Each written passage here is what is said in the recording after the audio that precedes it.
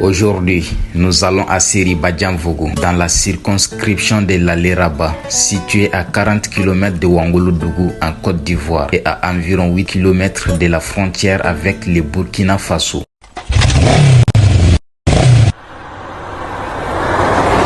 À 1h30 de route de Ouangouloudougou, au cœur du département de Tchologo, dans le nord de la Côte d'Ivoire, les petits villages de Siribadjanvogo vivent désormais au son du changement.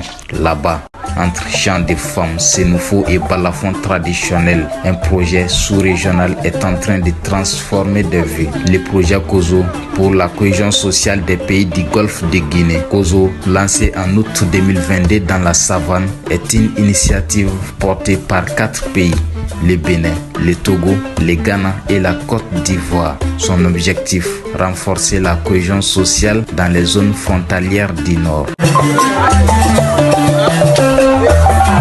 Flora Grasse, agent de développement communautaire pour le projet Kozo dans la région de Tchologo, département de Ouangoulo, souligne que Kozo, c'est des infrastructures de base, mais aussi l'accompagnement des jeunes et des femmes avec des activités génératrices de revenus. C'est un projet qui vise à renforcer la cohésion sociale dans les communautés, dans les zones ciblées.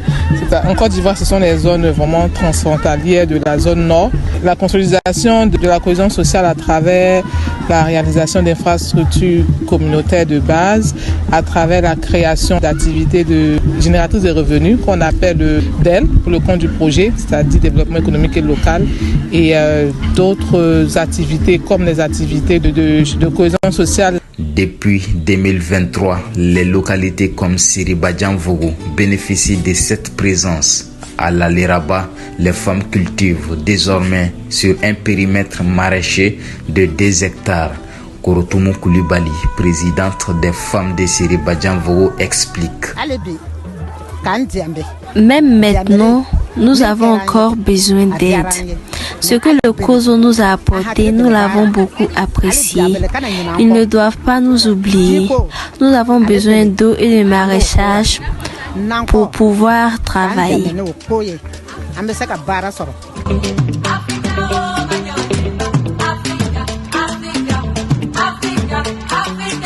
Les jeunes aussi prennent part à cette dynamique. Formation, sensibilisation, participation au comité villageois. Ils sont aujourd'hui au cœur des changements. Koulibaly Bé Ousmane, président des jeunes de Djaravogo, témoigne que le nombre de jeunes dans leur village est passé de 42 à 60 grâce à l'impact positif du travail de Kozo.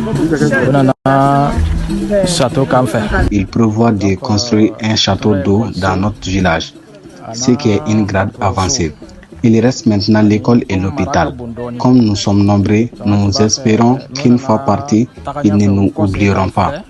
Nous avons déjà établi nos projets à Djaravango, mais Kozo est arrivé et a constaté que la population avait augmenté. La jeunesse comptait 42 personnes, aujourd'hui nous sommes 60. Cette augmentation est due au travail remarquable que Kozo a réalisé. Cela a attiré beaucoup de personnes vers nous. Kozo a renforcé les liens de solidarité et a construit à la réconciliation entre les habitants. Une route encore longue, les défis persistent.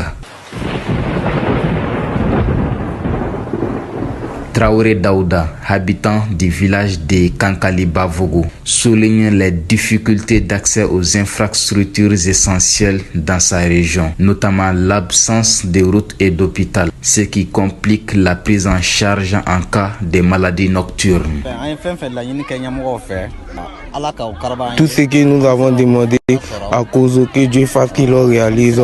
Nous vivons dans l'obscurité. Il n'y aura ni route ni l'hôpital. Si tu tombes malade la nuit, tu comprendras à quel point la situation est compliquée. Ce n'est même pas une question de moyens de transport, mais plutôt comment rouler sur une route impraticable pour arriver jusqu'à l'hôpital. C'est une véritable préoccupation.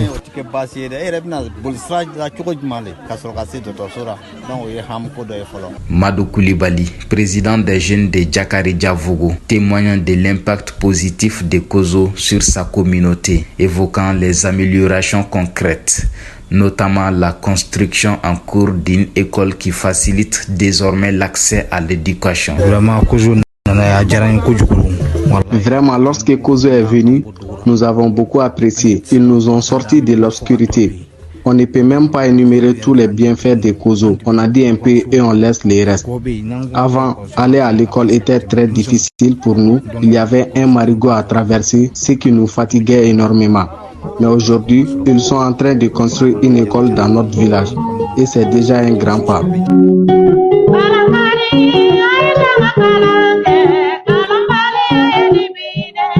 Traoré Sali, présidente des femmes de Kankaliba-Vogo, exprime sa gratitude envers Kozo, soulignant la valorisation apportée à son village et espérant qu'il sera un jour reconnu comme une ville.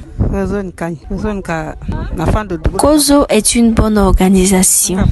Ils ont valorisé notre village. Que Dieu fasse progresser le Kozo. C'est grâce à eux que notre village est reconnu comme tel.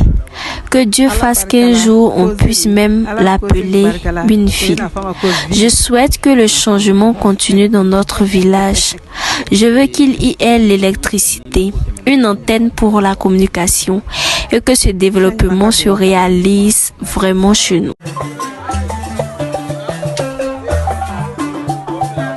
À Seri Badian-Vogo, comme dans d'autres villages du Tchologo, l'espoir a changé de visage.